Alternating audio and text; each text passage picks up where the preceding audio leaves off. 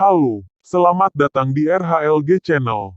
Kali ini kami akan membahas tentang entrepreneur pengusaha, Budi P. Sinambela. Sebelum kita lanjut, jangan lupa like, komen, bagikan dan subscribe. Entrepreneur pengusaha, Budi P. Sinambela, sejak Lembaga Adat Budaya Batak LABB, berdiri tanggal 5 Desember tahun 2018. Tahun lalu, terus berupaya mewujudkan visinya mewujudkan bangsa Batak yang bernas teratas. Ketua Umum LABB Budi Parlindungan Sinambela, demikianlah nama lengkap pria kelahiran Jakarta, tanggal 8 Mei tahun 1964, terus mengajak seluruh pengurus untuk benar-benar bisa mewujudkan masyarakat Batak terus naik level.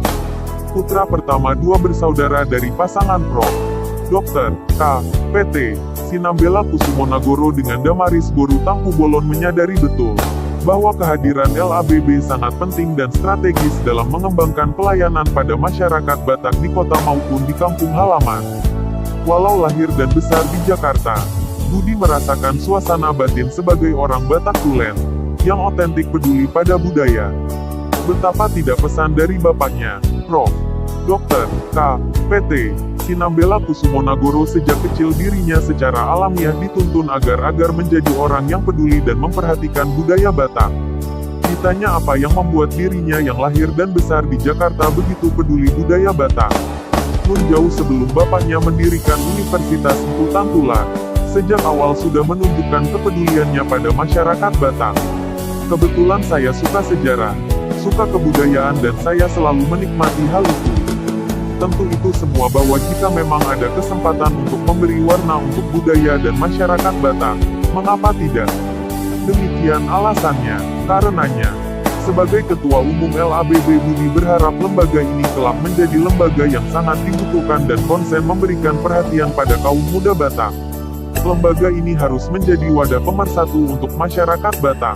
Selain sebagai Ketua LABB, saya sebagai Ketua Yayasan Budi Murni Jakarta yang menaungi Universitas Empu Tantular dan sekolah-sekolah umum SD sampai SMK dengan tulus memberikan fasilitas yang bisa diberikan yayasan untuk membangun masyarakat Batak. Jelasnya lagi, ditanya, bagaimana suasana batinnya sebagai orang yang lahir dan besar di Jakarta begitu peduli budaya Batak? Iya, itu tadi bagaimana kita menghargai budaya kita. Jika saya ke kampung halaman, saya kagum dengan alam yang begitu indah diberikan Tuhan kepada orang Batak. Artinya, bukankah itu kesempatan untuk kita mengucap syukur kepada Tuhan bahwa alam di tanah Batak itu sungguh indah? Maka benarlah pemerintah pusat memberikan perhatian besar untuk kemajuan pariwisata di tanah Batak. Ujarnya lagi, walau sesungguhnya tak pernah spesifik pesan ayahnya kepada dirinya, dia menangkap kerinduan ayahnya untuk memberikan kepedulian pada budaya Batak. Dari tata laku yang diteladankan Bapak tersirat agar kami anak-anaknya juga memperhatikan orang Batak, ujar abang dari Santo Mulia Parulian Sinambela.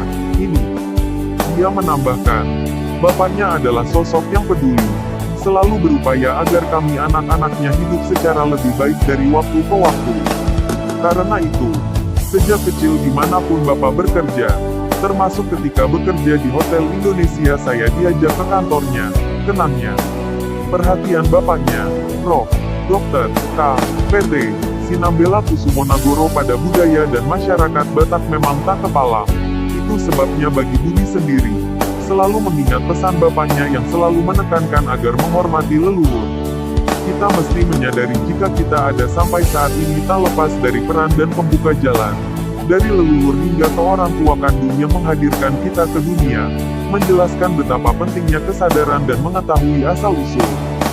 Bekerja sambil belajar, apa yang dilakukan Budi sebagai orang yang diberikan limpahan tanggung jawab besar untuk mengurusi legasi bapaknya.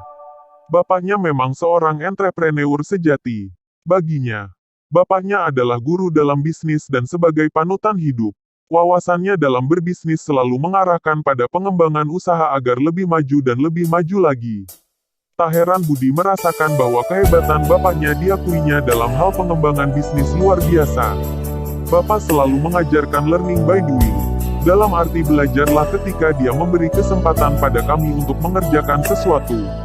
Cara-cara pengajaran yang seperti ini tetap Bapak terapkan kepada kami, tambah seorang pengusaha. Artinya, Budi memetik ajaran dari bapaknya, bahwa belajar dengan melakukan mesti beriringan. Kita melakukan sesuatu yang belum kita ketahui sebelumnya dan karena kita melakukannya kita jadi tahu. Itu yang disebut learning by doing. Budi menambahkan, bapaknya sebagai inspirator selalu menekankan kiat dalam kerja, yaitu proses pembelajaran, belajar sembari melakukannya. Baik secara ide maupun secara etos kerja, Bapak adalah panutan dalam berbisnis. Dia adalah orang yang sangat memegang arti sebuah prinsip. Karena itu, kalau dia sudah memutuskan sesuatu bisnisnya tak akan goyah lagi. Itulah prinsip yang selalu diajarkan Bapak kepada saya adalah kalau kerja harus bagus dan harus tepat waktu. Saya belajar banyak tentang arti sebuah nilai kehidupan, ujarnya, menerangkan ajaran yang diberi bapaknya. Tak kehilangan esensi hidup, bagi Budi. Wujud kepedulian mengangkat harkat martabat masyarakat Batak tentu dengan mengangkat kualitas sumber daya manusia yang unggul. Sudah tentu, keunggulan sumber daya manusia itu didapat dan tersemai dari lembaga-lembaga pendidikan. Lembaga pendidikan yang mesti melahirkan orang-orang yang unggul oleh karena tercerahkan dari pendidikan. Karena itu pemberian beasiswa kepada mahasiswa yang berprestasi. Bagi keluarga ekonomi lemah, keluarga yang tak mampu membiayai kuliah. Satu contoh wujud dari kepedulian, apa yang kami lakukan adalah jika ada mahasiswa dari keluarga Batak ingin kuliah benar-benar tak bisa memberi beasiswa kuliah. Kami dari pihak yayasan bersedia untuk itu, paling tidak meringankan dengan bentuk beasiswa. Sudah tentu ini membantu dan memberikan kemudahan bagi mereka yang ingin kuliah, ujar suami dari Dewi Kristina Boru Sitorus dan ayah 4 putra. Brian dapat mengatur Sinambela, Maximilian Hosea Roger Sinambela, Daryl Ezra Rokiwik Sinambela dan Humphrey Jaya Ruhidit Sinambela. Dunia yang kita tinggali terus bergerak. Inilah dinamika yang terjadi. Kita tak hadir di ruang hampa, tetapi dalam kondisi dunia yang terus bergerak. Yang tak bergerak akan tertinggal. Kenyataan, kita ada dan bergerak di dunia yang terus dinamis bergerak. Karenanya, setiap kita dituntut mengambil peran untuk tetap berinteraksi di realitas dunia yang bergerak dengan kompleks dan majemuk ini. Dengan sikap adaptif di setiap keadaan, membuat kita mandiri dan bisa survival dalam setiap situasi yang ada. Maka, tak kalah kesulitan menyengat, teruslah belajar untuk eksis di keadaan dunia bergerak. Saat ditanya pendapatnya bagaimana beradaptasi dengan lingkungan saat ini, pesan saya kita tak boleh lupa jati diri kita sebagai orang Batak, bahwa kita sekali lagi ingat pesan nenek moyang dan selalu ingat leluhur kita. Karena itu, kita tonjolkan yang baik.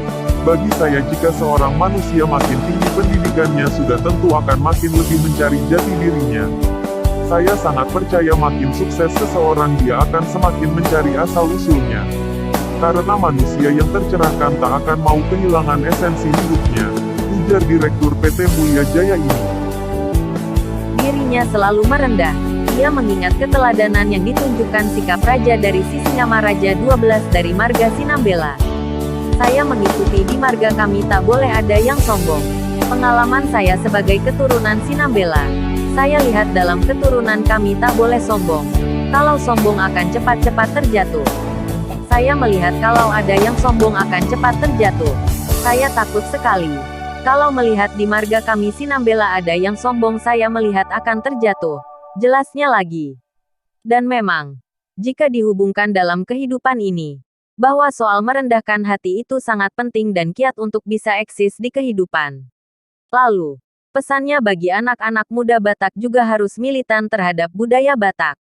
Jangan tercerabut dari akar budaya, agar tak kehilangan makna di kehidupan. Ojot Marluga, jangan lupa di like, komen, subscribe, dan bagikan, agar kami lebih semangat lagi buat video yang lebih menarik lagi. Informasi yang kami rangkum tentu sangat jauh dari kata lengkap akan tetapi semoga para pendengar sekalian mendapat sedikit pengetahuan dari apa yang kami sampaikan. Sekian dan terima kasih.